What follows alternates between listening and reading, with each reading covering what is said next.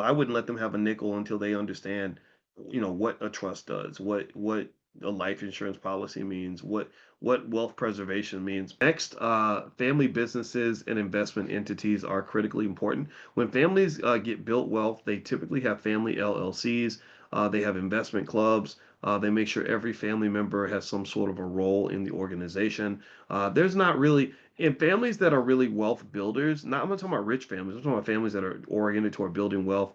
Their whole economic culture sort of shifts in a direction of ownership and control, and nothing. There's not a lot of talk about needing a job to survive. They've been exposed to different ways to make money, so they're not even really, in a lot of cases, not even talking to their kids about getting a job. Getting a job as the only resort, that's really something that's pushed on working class and poor people because sometimes we haven't been trained on anything else. Also, what tends to happen is that when families are building wealth and they're into wealth preservation mindset, they don't get caught in things like lifestyle creep, where they will cap their lifestyle even as their wealth grows. So they see money as a way of keeping score, not as a way of flashing and showing off for the neighbors and all this other stuff. And then also planning for legacy, so important.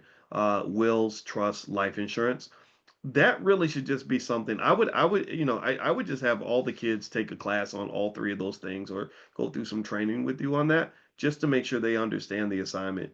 I wouldn't let them have a nickel until they understand, what a trust does, what a life insurance policy means, what wealth preservation means, because if you don't, then you'll get a 22-year-old with a $200,000 who forms a gambling addiction, and then next thing you know, he's throwing away all the money that his mother spent 30 years acquiring or that his parents left for him. And that's just very unfortunate.